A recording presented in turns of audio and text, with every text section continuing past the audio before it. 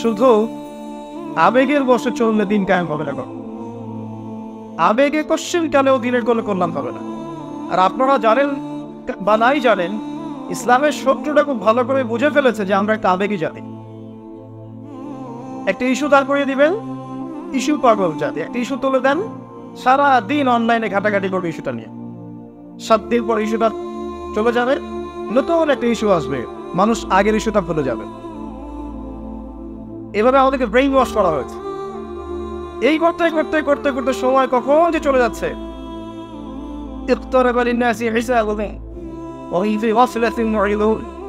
এই করতে করতে কখন যে কিয়ামত কাছে চলে আসছে। এবং ইসলামের প্রকাশ্য শত্রু যারা, এরা বিজয় লাভ করে ফেলছে আমাদের উপরে, আমরা বুঝতেই পারছি না। একটা কথা মনে রাখবেন যে কোরআনের একটা আয়াত কিন্তু আরেকটা আয়াতকে ব্যাখ্যা করে।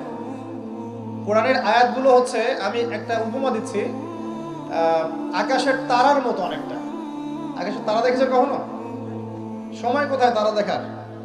এখন তো ফুটবল খেলার যুগ, খেলা দেখবে নাকি ভাই? শেষ রাত্রে আমরা অ্যালার্ম দিয়ে উঠতে পারি আর্জেন্টিনার খেলা দেখার জন্য, কিন্তু অ্যালার্ম দিয়ে তাহাজ্জুদে উঠতে পারি না। তো এই যুব সমাজের নিশ্চয়ই অনেক কল্যাণ হবে। দিন দিন ছেলেরা মেয়ে হচ্ছে সাইকোলজিক্যালি, আর মেয়েরা ছেলে হচ্ছে। এখনকার যুব সমাজকে দেখবেন, কথাবার্তা, চালচলন, ওঠা বসা, পোশাক আশাক,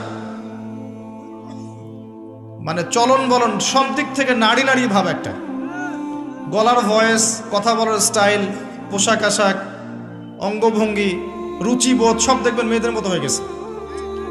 পুরুষের সেই গায়রত, শৌর্যবীর্য, ব্যক্তিত্ব, গলার ভয়েস কিছুই নাই, দেখবেন খেয়াল করে।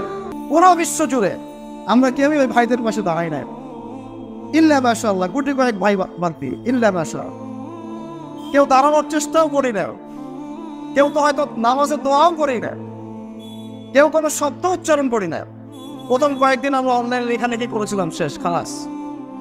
অথচ আজকের ঈদের খুশির দিন ওই মজলুম ভাইদের জন্য। আজকে ঈদের খুশির দিন তাদের জন্যে, কারণ ওই অবস্থাতেও তারা 30টা রোজা রেখেছে। সাহারি না পেয়েও ঘাস দিয়ে সাহারি করেছে, ইফতার না পেয়েও পানি দিয়ে ইফতার করেছে। আজকের ঈদের খুশির দিন তাদের জন্য, আমার জন্য না, আমাদের জন্য না।